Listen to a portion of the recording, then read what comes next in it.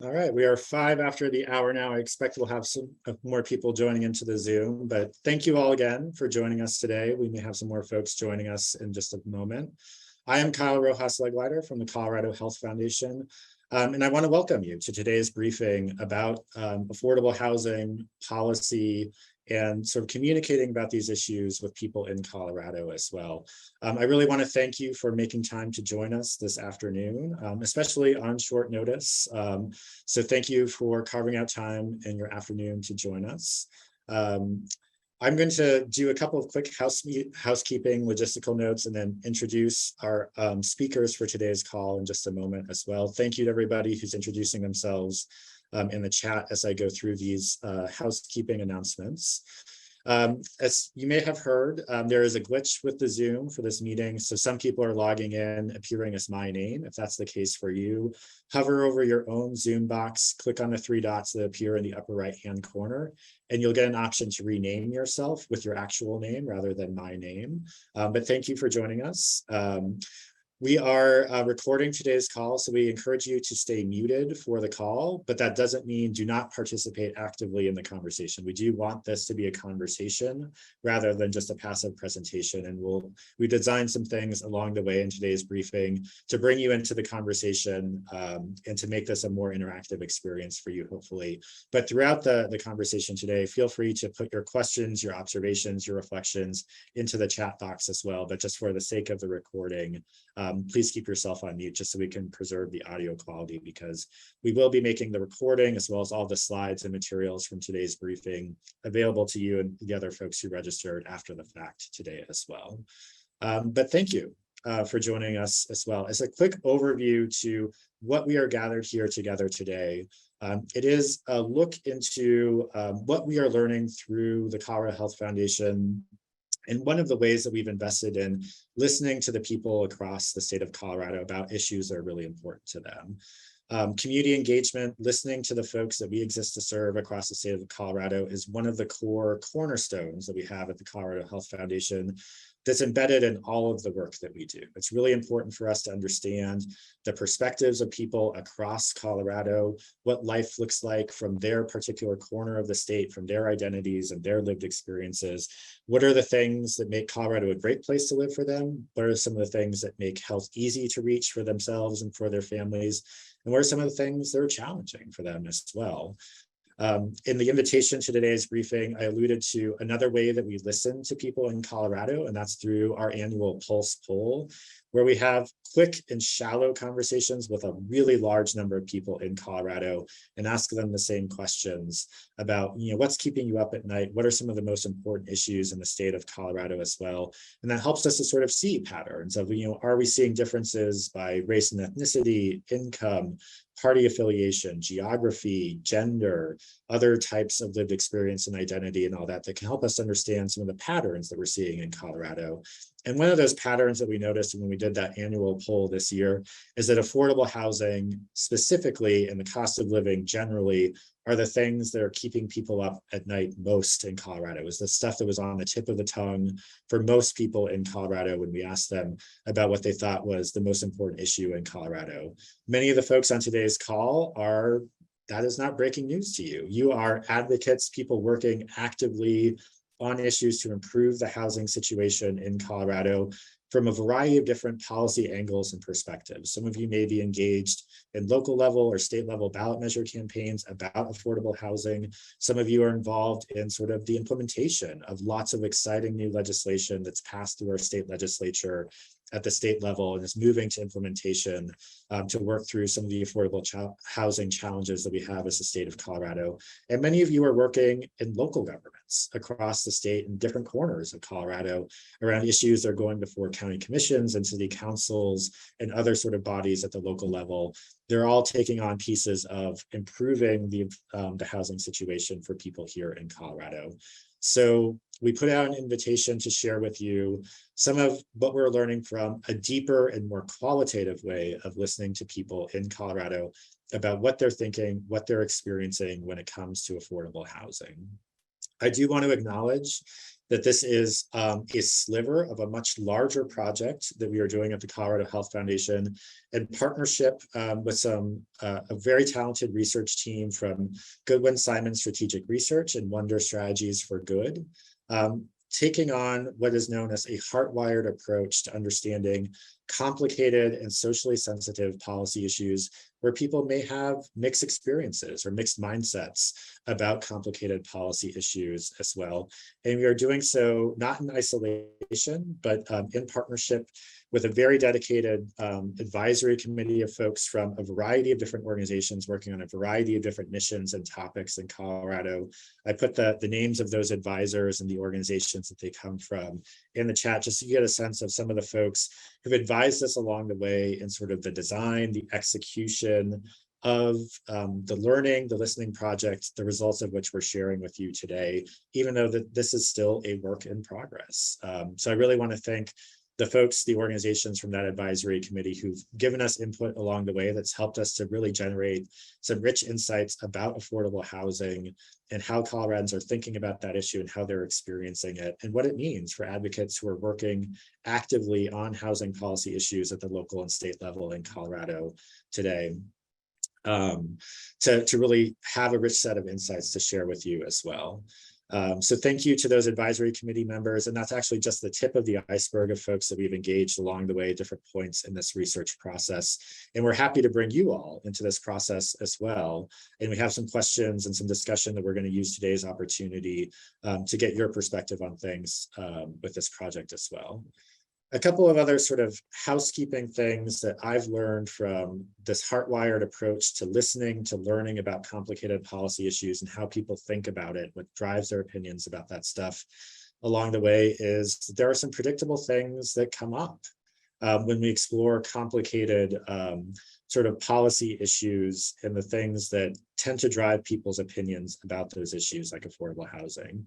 One of those is that it's really important and really tempting to make assumptions or broad generalizations about how a particular person might think or feel about a policy issue based off of something else that you might know about their identity or their lived experience, whether that's their political party affiliation, their racial or ethnic identity, their gender, their age, or something like that.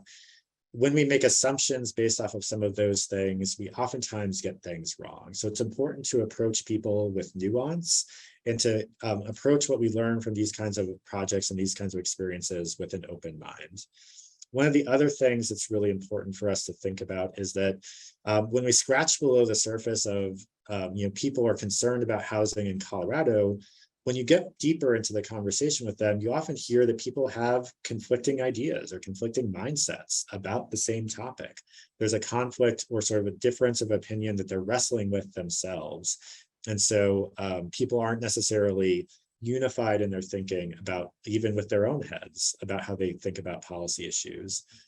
And one of the challenges that we have as advocates and people who are working sort of professionally day in and day out about an issue like affordable housing is that one of our challenges is to engage people who might have conflicting viewpoints about that policy issue that we're really certain about our own opinion on, is to keep those conversations going. So we want to approach conversations, approach communications with people in a way that brings them in, invites them into the conversation, keeps the conversation going, and ultimately helps them to resolve some of the conflicts that they might be holding in their own head about that stuff. So to walk us through what we've learned through the early stages of this research, the map of which you see projected onto the screen in front of you right now, I'm going to turn it over to one of our partners on the research team, Robert Perez from Wonder Strategies for Good, to walk us through why we're doing this research, how we've approached it so far, and some of the stuff that we've learned along the way. Thanks, Kyle. And I'm actually going to turn this part over to Amy, and then I'll jump in a few seconds. Wonderful. Thank you so much, everybody. And thank you for joining us today. And I see that about 4 or 5 of you are still named as Kyle in the Zoom. So if you have the opportunity to rename yourself, that would be wonderful. So we are in the process of doing this, what we call heart-wired research. And in terms of housing in particular, we've been engaged with the advisory group members in this process of developing change goals, really understanding the context and the landscape around it from a messaging perspective, doing research among our audiences, and that includes people who are white and Black and Hispanic and Native American in Colorado, and really understanding all of the different kinds of associations and connections and lived experiences and beliefs and values that they bring to these issues around housing and homelessness. We are now in the persuasion phase. We have taken all of these first 3 phases of research and developed messaging that we have reason to believe is going to be effective. We are conducting live Zoom discussion focus groups right now. We had our first set last night where we were testing these messages, and we're pretty excited to see the impact and effectiveness of them. And we're looking forward to sharing the findings, of course, from that research as we move forward. And then later on next year, we'll be working with you to put the messaging recommendations and research findings into action. That will be the action step. So why is it that we engage with this work in the way that we do? What we found over the decades of working on making change on these complicated and emotionally complicated social issues that are often controversial and contested is that advocates and our audience, the audience we're trying to persuade, really have such different worldviews, such different perspectives, and the language is so different that we have advocates trying to bridge this chasm just by shouting louder and louder, like in Italian across the chasm. And the audience is still saying, I don't speak Italian. I don't understand what you're saying, no matter how loud you shout. So we found that understanding the audience really enables us to build effective messaging that we can help advocates use in order to have the kind of impact, to build a bridge across the chasm and build the kind of impact that we'd like to have. So today we'll be sharing some preliminary emerging recommendations based on what we've been learning so far. My colleague Nasser Javaid is also here on the call. Robert is going to be presenting, but Nasser and I will be chiming in on occasion, so don't be surprised. It's not rude. We're just used to doing, we kind of call it volleyball presenting. And we'll definitely encourage you throughout the presentation to please enter comments into the chat, ask questions in the chat. We'll go back and we use that to track things and go back and make sure that we get them addressed. And we do have time set up for both discussion as a full group and then small group discussion today, so that you'll have a chance to ask some of those questions or talk things through or brainstorm about ideas together. So with that, let me turn it over to Robert. Oh, and I'm sorry, we're going to, so agenda, my apologies. So we are going to first talk about how Coloradans are heartwired and their mindset. We'll have a brief discussion. Then we'll talk about emerging recommendations on housing and homelessness from a messaging perspective. That's when we'll then have the breakout rooms and have more of a discussion, and then we'll talk about closing and next steps. Thank you. Now to you, Robert. Thank you.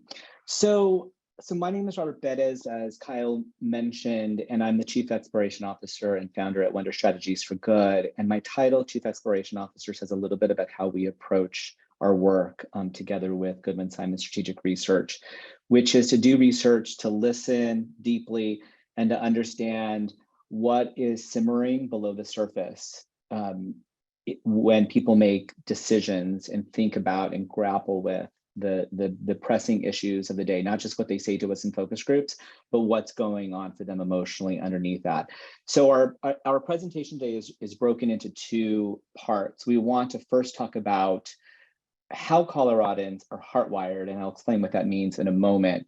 And then the emerging recommendations that we have begun testing, including in focus groups last night that I had the privilege of observing. So let's dive into the first part to talk about how Coloradans are heartwired. On the next slide. So this is focused on, in particular, on housing and homelessness. And as we present through this, we have some questions on the slide that we'll ask you to consider. How might you use this information in your work, and how does this affect your messaging, outreach programs, et cetera? And as Amy mentioned, we encourage you to engage with us in the chat.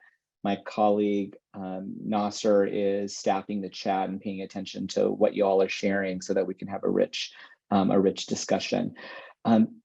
So on the next slide, we want to introduce you to 3 important concepts that really are core to all issues that we work on that are socially sensitive and emotionally complex. The first is that human beings are heartwired, and it's a framework for not only how we do audience research, it's a framework for how we do messaging. And that is to say that over all the multiple decades of work that Amy and I have done together on social issues, we have identified 5 things that shape people's attitudes and their behaviors. And there are these 5 things: their emotions, their identity, their lived experiences, their values, and their beliefs.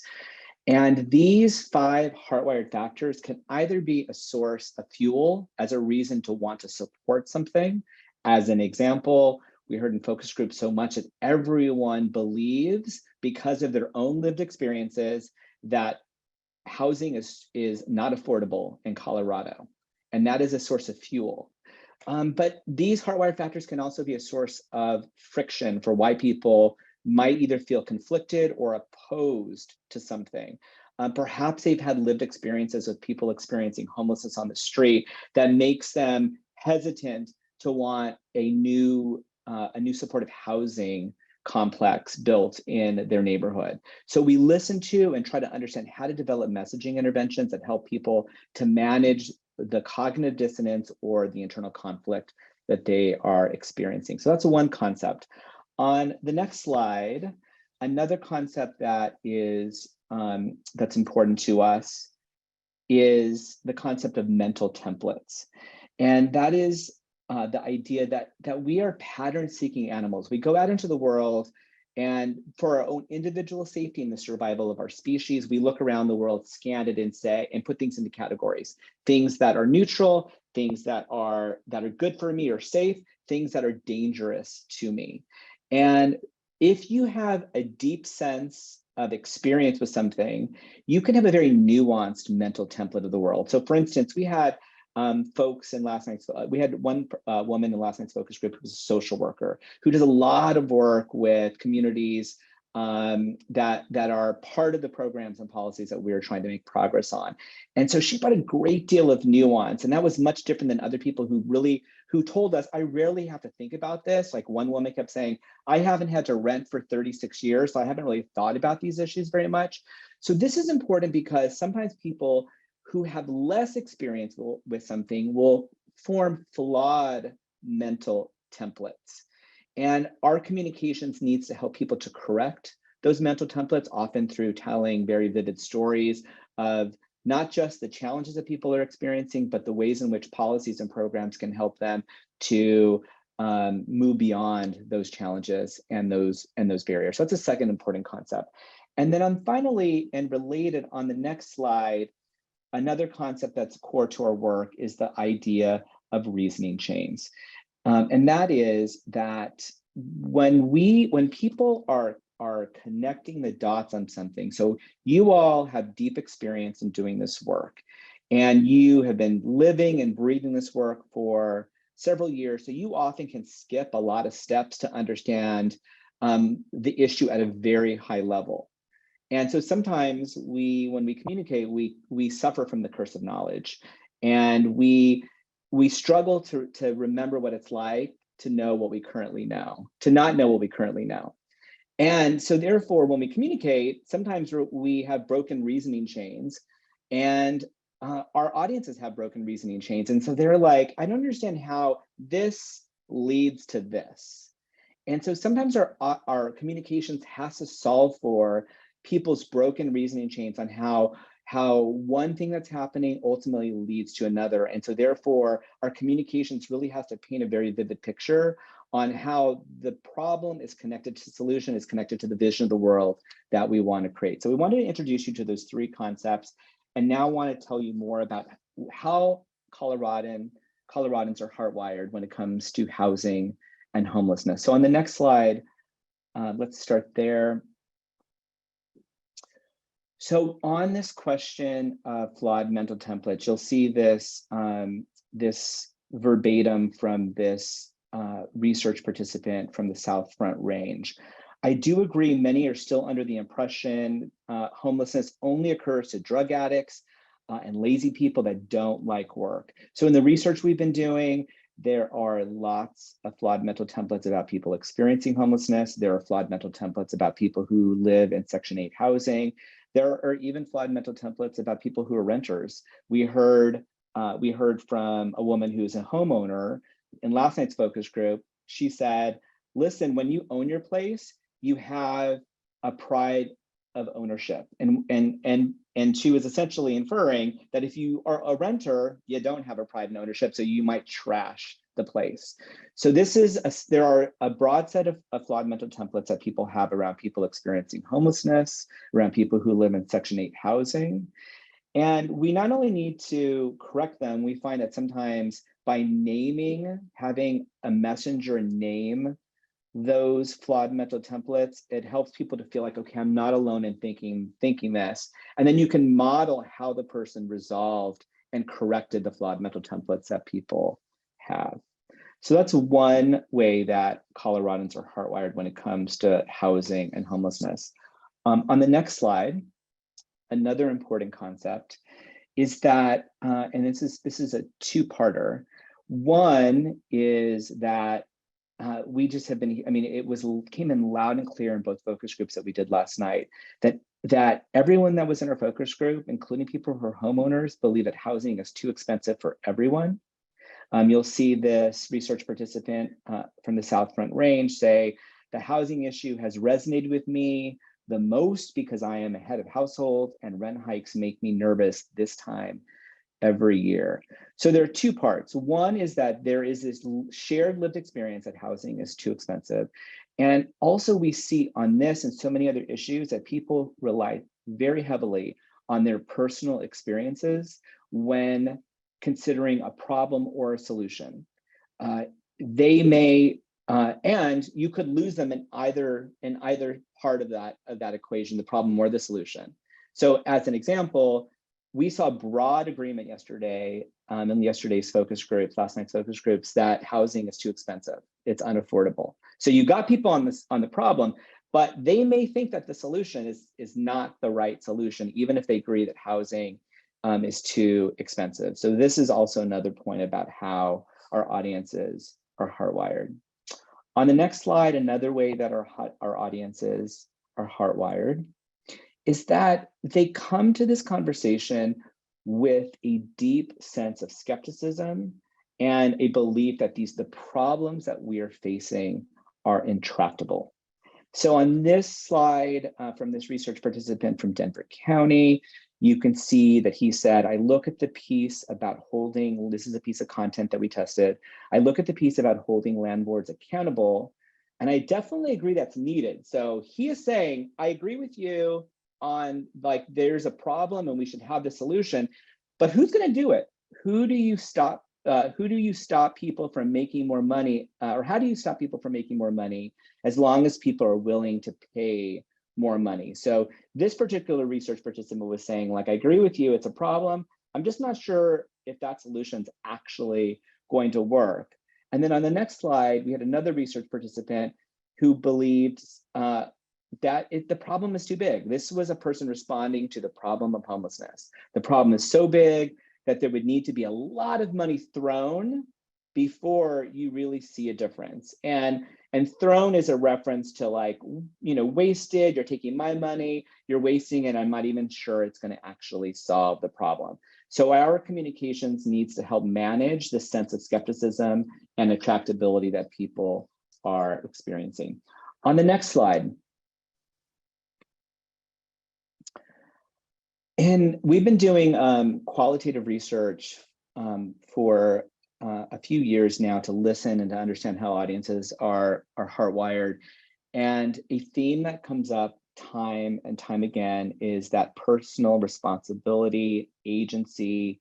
Those are really core values to a lot of audiences in Colorado. And so you can see this research verbatim from this liberal independent research participant in the South Front Range. I believe that I cannot blame anyone else. I am responsible for my actions. I'm responsible for the job I can have. I may be working for minimum wage or study, get an education, and live a lifestyle that everybody would like. No, but for that, you need to work.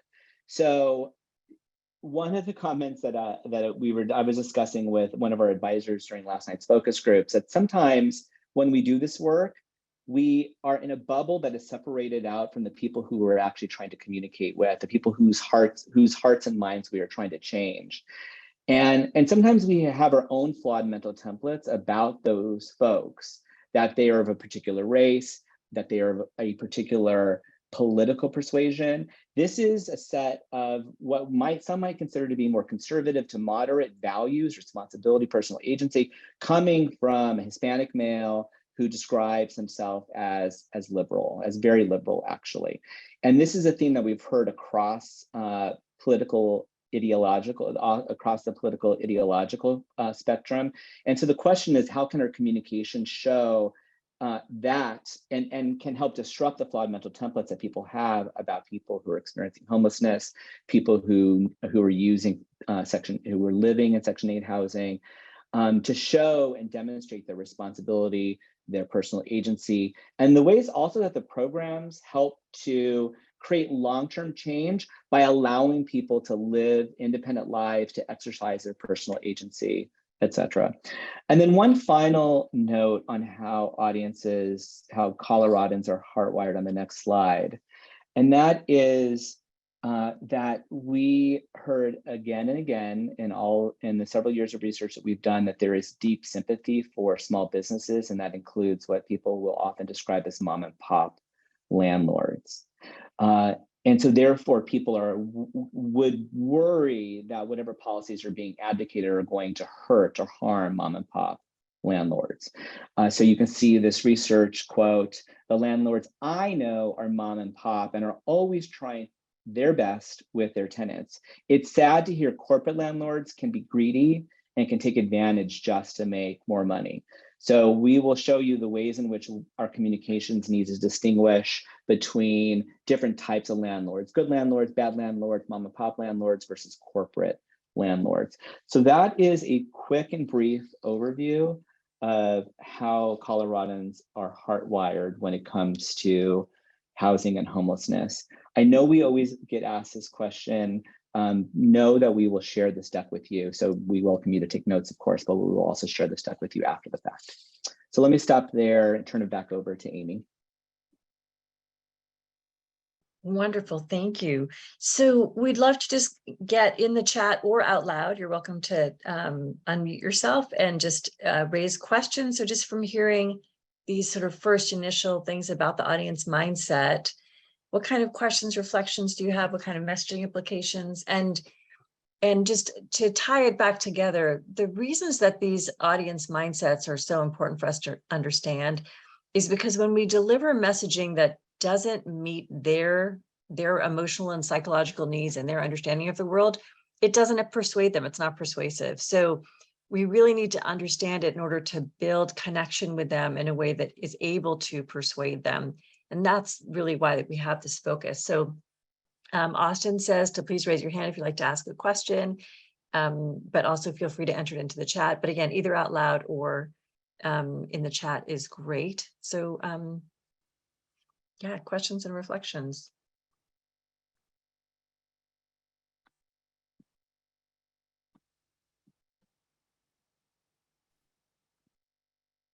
Oops, sorry, I'm finding that when I'm trying to share and also read the chat, I'm inadvertently bouncing around on the screen. So I'm going to let somebody else facilitate. Yeah, so I can lift up some of the questions that are being asked as well, Amy. So Elizabeth asks whether there are any regional differences. There are definitely regional differences, and I'm going to invite Nasser to talk about this as well.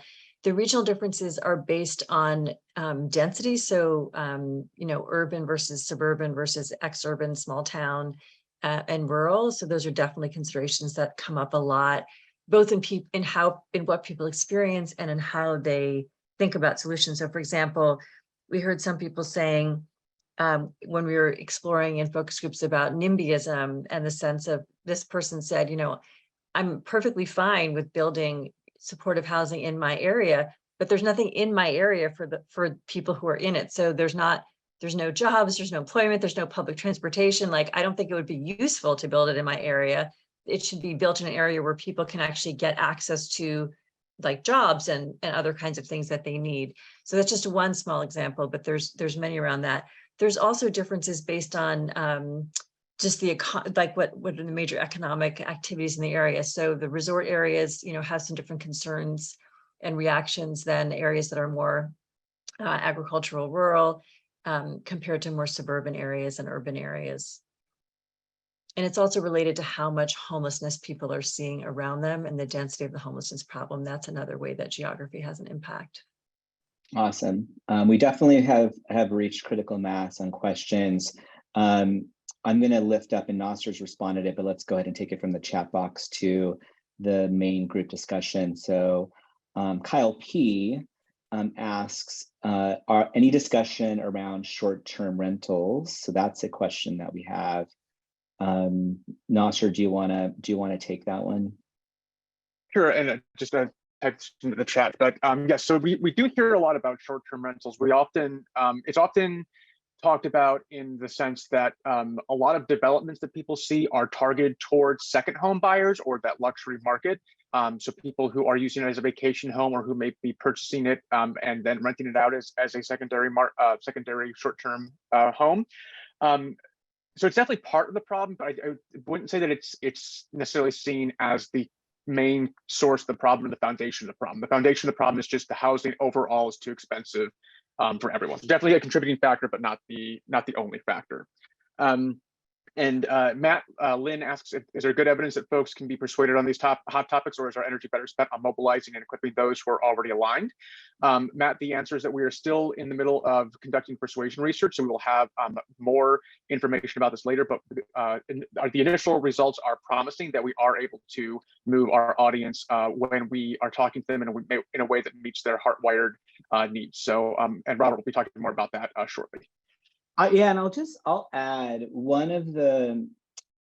our advisors asked us in particular to focus this latest round of research on many things, but in particular, we heard our advisors say, listen, sometimes when you take something like supportive housing, people are like, oh yeah, that sounds like amazing, we should be doing that, but just do it somewhere else, just don't do it in my neighborhood. So they asked us, can we convince people to actually be willing to not only support supportive housing, but actually to say, I would even be willing to have it in our community.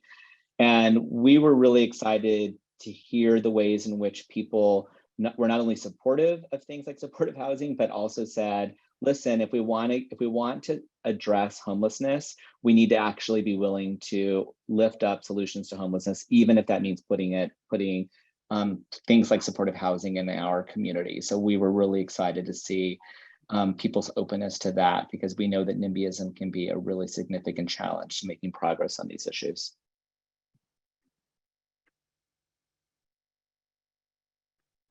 Wonderful. Anna says, I'm thinking about messaging to donors specifically. Many of my donors are older, high net worth, and aren't quite educated on some of these topics.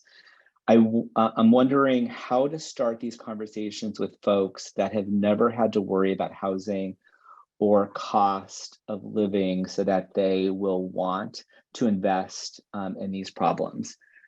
Anna, we on another project that we worked on, the client who was an organization working supportive housing had this exact same dilemma, which is they had donors, and the donors were like, I'm going to continue to give you money. I'm going to give you money because I feel guilty and it feels like the right thing to do, but I'm not 100% certain. I see how many homeless people are living, how many people who are homeless or experiencing homelessness are on the street. So I don't think we're solving it. I think we're failing. And so to be able to actually tell a journey story, maybe of another donor who had a change of heart, who had an aha moment, and even to name, as an example, here's a perfect example of a journey story that you could tell. Last night, one of our research participants said, I've owned my home for 36 years, and I realized I have never thought about what it's like to rent for 36 years. And this conversation really opened my eyes. So you could potentially tell a journey story like that to say, I didn't really know this very well, but I decided to get myself educated. And we will talk about journey stories more and an example of what those journey stories are. And then Austin, so thank you for that question, Anna. Austin is indicating that Dawn has their hand raised. Dawn, do you want to just jump in and ask your question? Yes. So I live in Lowry, and have you used the example of Lowry having a lot of affordable housing to persuade people? We have not tested that specifically. And Donna, I'm not sure if you want to share a little bit more about your thinking around that and how that might be persuasive for folks. So Lowry is known as a more affluent part of Denver, and there are hundreds of rentals and some land trusts housing in Lowry, and it's still known as a wealthier part of Denver. I live on the same side of the street as homes that go for $2 million.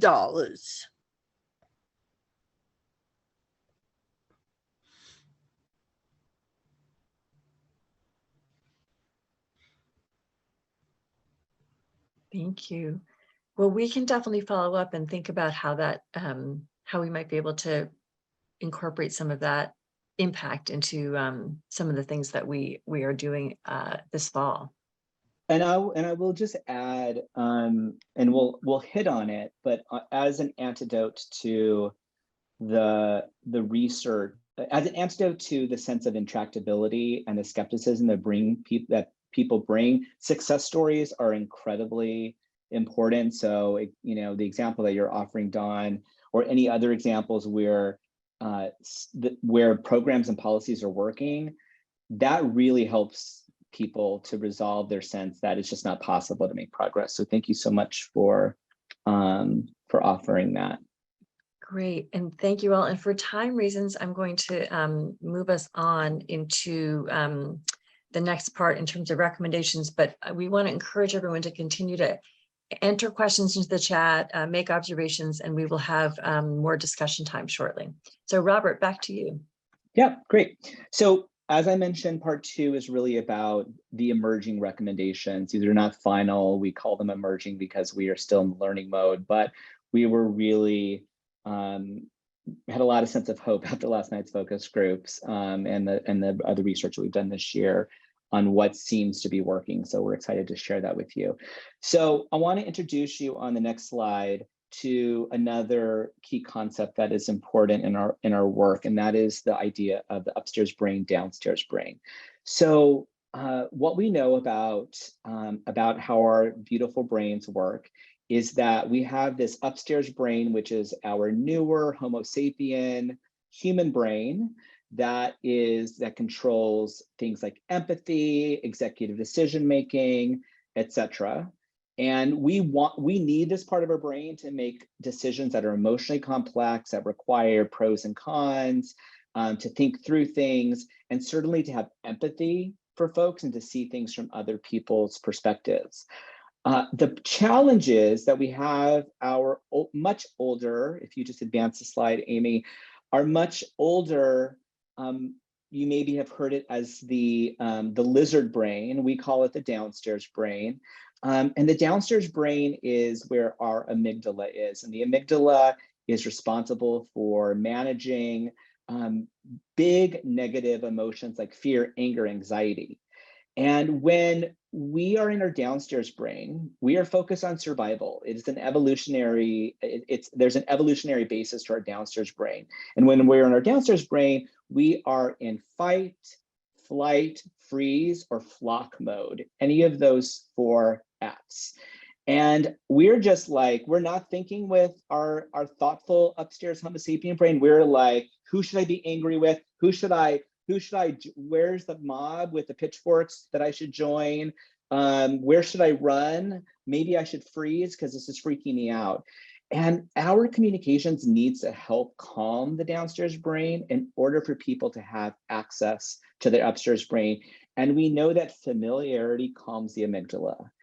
To show people familiar values so that they can, and to also focus on things that affect them and that they care about and that will have meaningful impact on their own lives is a way to calm the downstairs brain. So we wanted to share that with you as we jump into this next set of recommendations, into the set of emerging recommendations. So this first, as a reminder, the mindset here that we're speaking to is that housing is too expensive for everyone. And so here the recommendations that we have are to emphasize the ways in which policies will help Coloradans of all income levels. What we were hearing in earlier focus groups is when we were only focused on meeting the needs of people who are experiencing poverty or who are really living on low incomes, or people experiencing homelessness, is that people say, oh, what about me? Like, I can barely afford to make rent. My rent just went up. And so we want to be able to discuss, and we also recommend discussing affordable housing and homelessness together rather than focusing exclusively on homelessness. That way you are calming the downstairs brain and you're helping people to say, these are solutions that are meant to make your life better and life better for everyone. So an example of something that we tested recently on the next slide. So we have this piece of content that we tested. It's a message that we tested that tested well. We do have strategies that can help, and they are showing effectiveness: funding rental assistance, funding eviction defense services, and making sure that we have policies that protect people. I can also use the same set of tools to help someone buy a home, like that down payment assistance. So this is meeting the needs of a lot of folks. We heard a lot of folks in last night's focus groups talk about, I'm a renter, but I do want to own a home someday. And I want to make sure the policies that we're talking about are affecting me and not just folks who are maybe in different circumstances than me. The next recommendation. So this is getting to the mindset, hardwired mindset finding around skepticism and a sense of intractability. And that is that we want to show the harms of the current system and connect the dots to show how policies will make things better. So sometimes people just simply don't know about the harms of the current system, and they therefore don't understand how the policies might make things better. We also realize that if you're too hyperbolic in your language and you say, we're going to eliminate homelessness, we're going to end homelessness, we're going to solve homelessness, people reject it. They are like, that, I just don't believe that that's ever going to happen. So you just really need to use words that say to make things better. And then finally, we want to show that we can make meaningful progress and show signs of meaningful progress. We've tested this in a few different, we tested this last night, and people really pulled it out as a thing that they really appreciated. As a message. In the city of Houston, they brought people together. They brought together a coalition of business leaders, nonprofits, and city agencies to get behind the idea of supportive housing and have successfully reduced chronic homelessness in their city by 63%. People really, they're like, that seems dramatic. They were saying like, we need to find out what Houston did. We tested a version like this for success rates of people staying in supportive housing or moving into their own housing because of successful supportive housing programs in Colorado, and that success rate being in the 70% range, and people love that as well. So this shows that sometimes too many facts don't help, but a well placed and well used fact with impact can really demonstrate that these programs work and help to lower people's sense of skepticism, and that it's impossible to make progress on these issues. On the next slide. Great.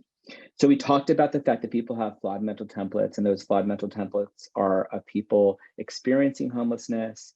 They are people who live in Section 8, who use or live in Section 8 housing. So we want to make sure that we disrupt those flawed mental templates of the people who live in Section 8 housing, who are experiencing homelessness. And we can do that by highlighting the stories of real Coloradans who are experiencing homelessness or who are living in Section 8 housing. And then it's also important to acknowledge the lived experiences of the people who you are trying to persuade. So we heard last night and people in the focus group that people were like, it's going to change the character of my neighborhood. It's going to be, I know what that housing's like. It's going to be a huge high rise. They were also conflating supportive housing with a shelter. So they're like, I know about that shelter, and I don't want my neighborhood to be like what the shelter is like. And so even helping people to understand the difference between a supportive housing unit and a shelter. So the way to do that, the best way to do that on the next slide is to tell stories. And there are two, oh, sorry. No, did you skip a slide, Amy? Oh, no, you know what? No, thank you. That's the one I want. Actually, no, go back to the, thank you. I'm confusing you, my bad. So go to the next slide. Great, thank you. This is a set of recommendations that are going to be solved by a way of communicating. So we also learned that people have this deep sense of responsibility and personal agency as a set of values that shape their view of the world. And so the way to help to meet the needs of your audiences related to this hardwired insight is that when possible, demonstrate the self-agency of those who policies are designed to help. Show the way, and in the process, you're going to help disrupt flawed mental templates. So we told the story of people who lived in Section 8 housing who cared deeply about their apartment and taking care of it because it was their home. And show how policies and programs are focused on giving people the tools and the skills to make their lives better and to exercise agency in their lives. I will say that one of the things that people love about the description of supportive housing that we tested is that people can see the ways it is helping people to be better in the long run, to have a better life in the long run, because it involves job training, because it involves recovery programs, in addition to putting a roof over their head. So with that, let's go to the next slide. So there are two types of stories that we have identified that are really powerful and effective. So number one, stories are really magical and wonderful as a tool of persuasion for a few reasons. Number one, people don't feel like they're being told what to think when they are sort of consuming a story, reading a story, watching a video. And so they are just, and so that's one reason, is that they are experiencing it in a different way than if sort of they're just reading a message that you're communicating to them. It's also true that they often are experiencing some level of emotional synchronicity with the person who's communicating, and they're actually feeling what the person's feeling. And those two characteristics make their brains really in an ideal state to be persuaded. So the two story types, the two story archetypes that we have tested that have proved to be very effective are journey stories. How did someone who used to think one way come to change their mind? And a redemption story. How did someone take responsibility for their actions, make amends, and reach their goals? The second one is helping to resolve not only the flawed mental templates that people have with people, for instance, who are struggling with or experiencing addiction. People also bring a lot of judgment, to be perfectly honest, to people who are experiencing addiction. And they want to see that they are able to exercise agency on their road to recovery. So let's give you some examples of how we tested a piece of content last night. It actually includes both a journey story and a redemption story. The main messenger is Jason Rivera, a small business owner who owns, I believe, a hardware store. And let's just go to the next slide, and we'll show you. Oops. Thank you.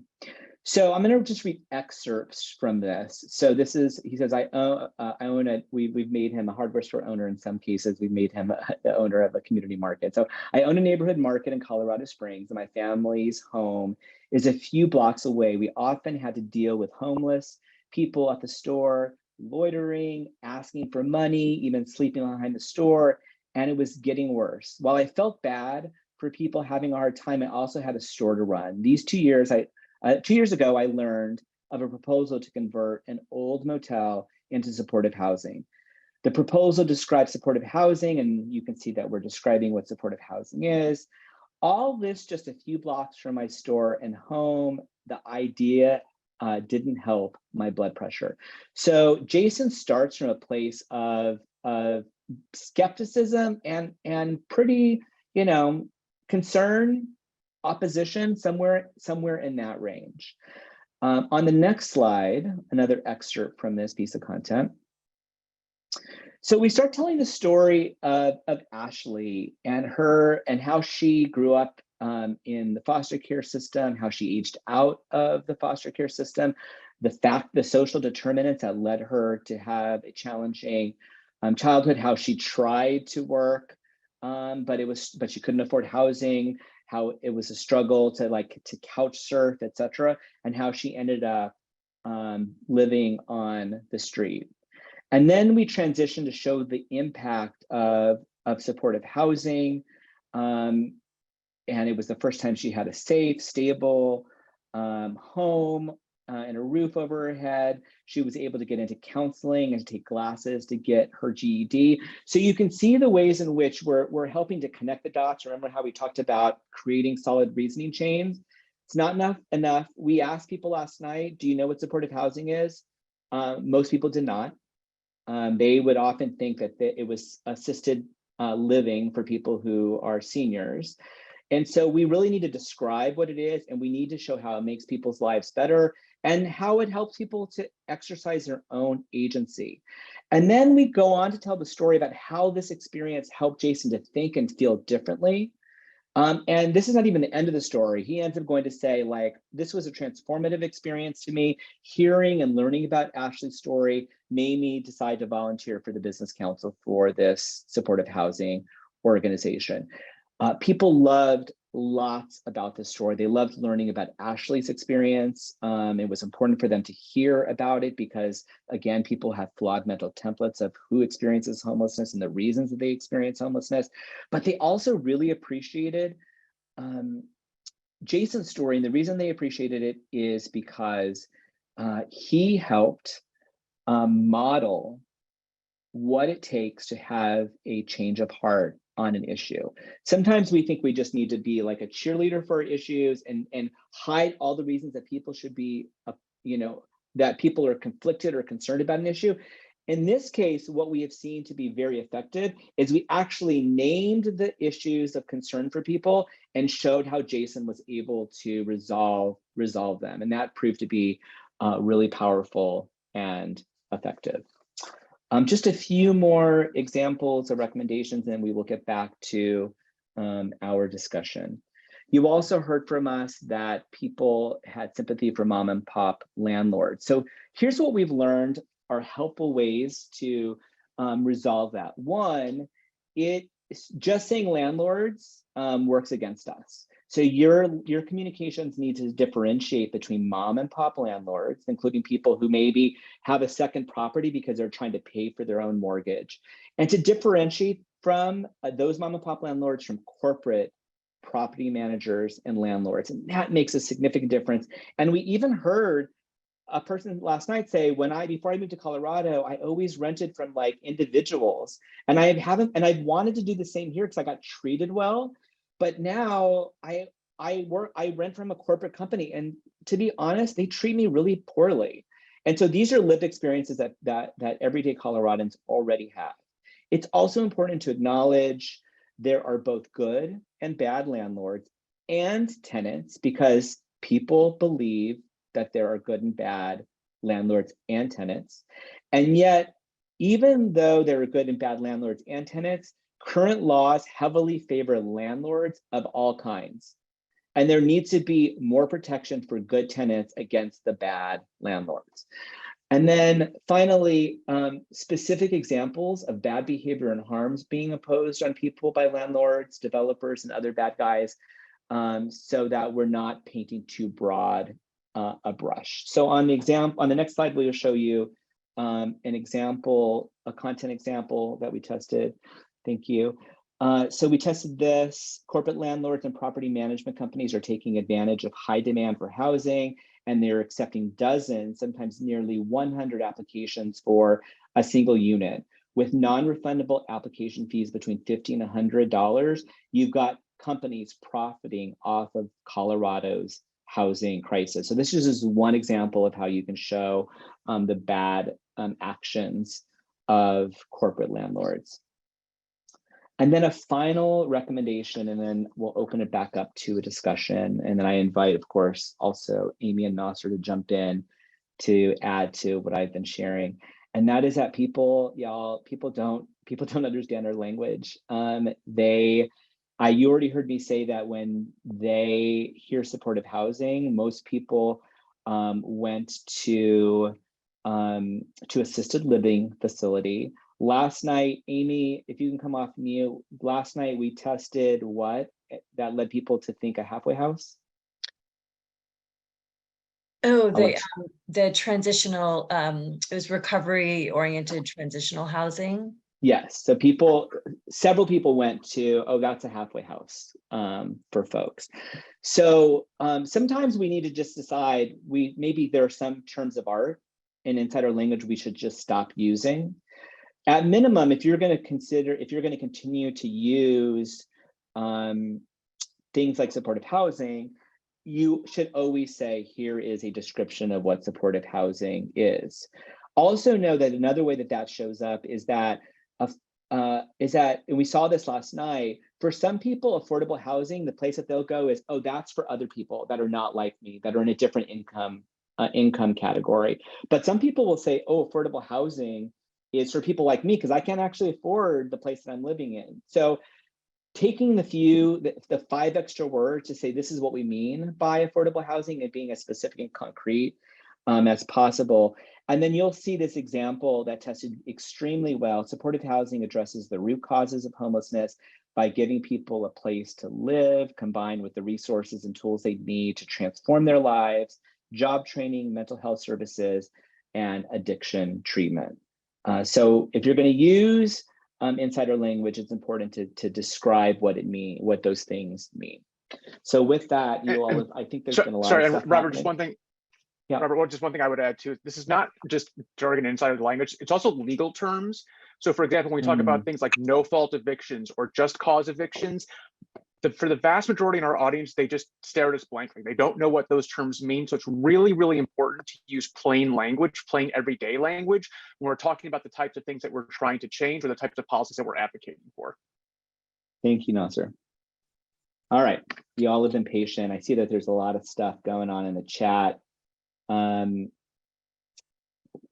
Amy, Nasser, where are we going next? Yeah, so thank you all. So we've been trying to answer questions in the chat as they come up, and we're happy to discuss them as well. What we wanted to do is give everybody a chance to just kind of talk some of these through in small group discussions. And I see in the chat a lot of the challenges that you all have lifted up are what I'm going to call structural challenges or systems challenges, process challenges, more so than messaging challenges. And those are obviously incredibly important. And we will, with the foundation folks, we'll take a look at those that you entered throughout the chat afterwards. For this discussion, small group discussion, we'd like to ask you to focus on messaging implications. So when you think about how you communicate and your messaging, what are the implications of these research findings and recommendations for your work? How might you put some of these insights and recommendations to work in your work?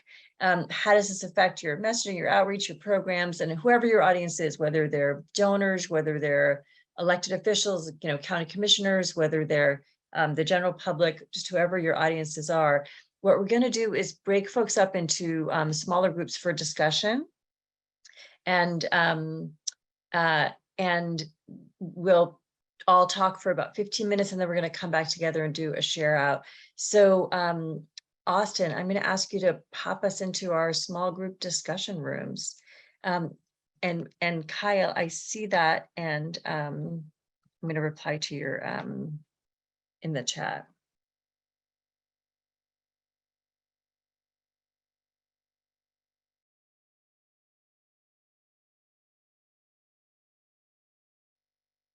Welcome back, everybody. So we'd love to just, we hope you had some, good initial discussions in your groups. Do folks want to sort of share back anything that they were thinking about and discussed in terms of implications, messaging implications, or implications from what we shared today in terms of your communications and how you communicate persuasively with your audiences? Don't be shy, anybody can jump in.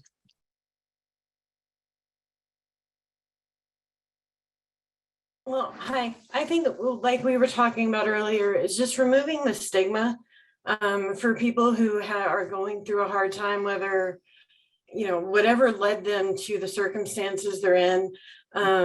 We need to remove the stigma from this, that they are what they are and they'll never be anything more, because everybody, not everybody, those are the kind of terms that I think need to go away. Everybody, always, never, those are just never true. To use it myself.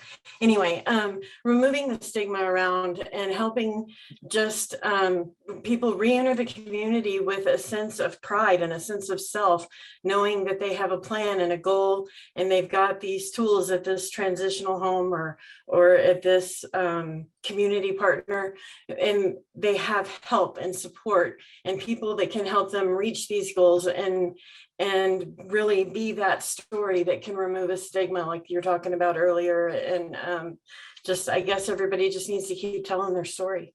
Mm-hmm, mm-hmm. Great.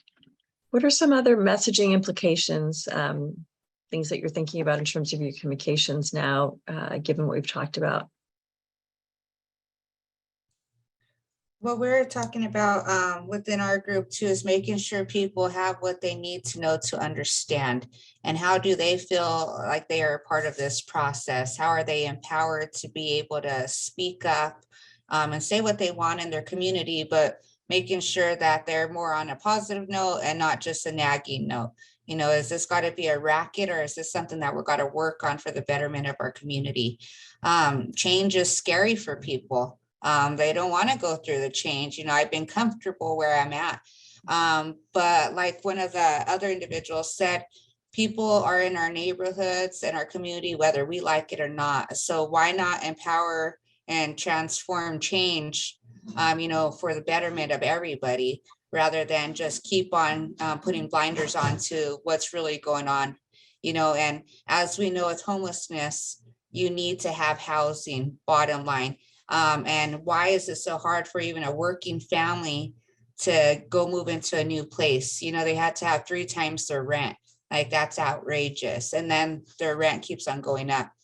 So how are we got to work together to kind of change those dynamics that have been in place thus far? Thank you.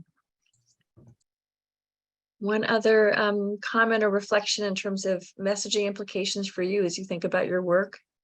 I'd love to hear any thoughts about what was shared and how, what you might be thinking about in terms of how you communicate and who you communicate with.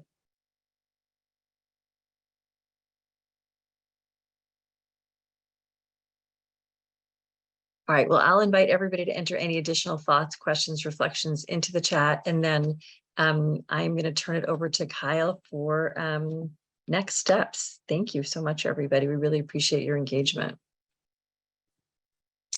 Yes, and on behalf of the Health Foundation, I want to reiterate that point that Amy just said about thank you for joining us for this conversation today. We are really appreciative of you making time and probably a very busy schedule to be here today as well, to see sort of this glimpse into a work in progress and all that. We hope that this was timely, relevant, useful information for you for some of the stuff that you might be actively working on today. But we know that a lot of these issues aren't going to necessarily be resolved in the next few months. Like, we're working towards improving the situation of housing in Colorado, and that work will be going on into the future, just like this research project is going on into the next couple of months. So we'll be following up with you after today's briefing to, one, make sure that you have all the resources and materials that were shared with you related to today's briefing, so that you have more time to sit with and to digest them. And we also have some continued engagement opportunities for you all to continue to inform this process as we proceed into the final steps of testing out some of the things that we know we need to continue to figure out in terms of communications approaches to keep people in these conversations, to support housing policies that can improve the housing situation here in Colorado as well. And we may be reaching out to you with some advice to help us make sure that we're getting it right in terms of what we're testing, what we're refining, so that we're coming up with ultimately messaging guidance and resources and tools that we'll share back with you that feel really relevant and timely to the work that you're doing, to the challenges that you're navigating, in the conversations that you're having all the time on the ground as well. I do want to note that we've worked with the GSSR and Wonder teams on other projects that have taken this sort of same heart-wired approach, one of which where we've already been through the full arc of the research and then developed messaging guidance and tools and resources along with it, was in a project to reach out to and to have conversations with folks who were having sort of mixed emotions about COVID vaccination. And so I'm going to put into the chat just an example of where those resources and sort of the ultimate products of where we're going with this looked like for a different subject matter, COVID vaccinations and all that, to give you a sense of what the messaging guidance out of a project like this ultimately can look like, and some of the tools and resources that we're building to accompany it to really make it useful and applicable to you. We tested some stuff out with our experience with COVID vaccination, but we have some other stuff where feedback from you all would be really helpful about not just what should we be thinking about as we're developing and researching and fine-tuning what the messaging guidance addresses and what's included in it, but then also how to make really complex, complicated information like this accessible, useful to you all, in what shapes and forms to really help you to navigate through the conversations that you're having all the time as well. So keep an eye peeled on your inbox for both the materials from today's conversation, and then some invitations to give us feedback and to engage in this process as we go forward through the next steps from here. And it really is guided by that question of what would be valuable to you. And we really value your insight and your feedback and your responses to that question for us. So thank you again for joining us for today's conversation. Thank you to my fellow presenters from the Goodwin, Simon, and Wonder teams. We really appreciate working with you all, and we will be back in touch with you shortly. Thank you. Thanks, everyone. Thank you so much. And if you have a moment, we just love if you would just enter into the chat just one idea that's standing out to you from today, or one thing that you might put to work right away. So if you have a moment, we'd just love to capture those ideas. Thank you so much. Awesome. Thank you to everybody who's putting your final thoughts and questions into the chat. Appreciate that.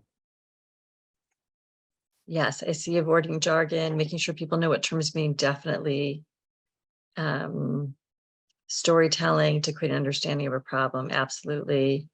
Town hall meetings, yep. Fact with impact, yep. Yep, these are great things. Thank you so much, everybody. Have a great afternoon, and we'll be back in touch. Take care. Thank you.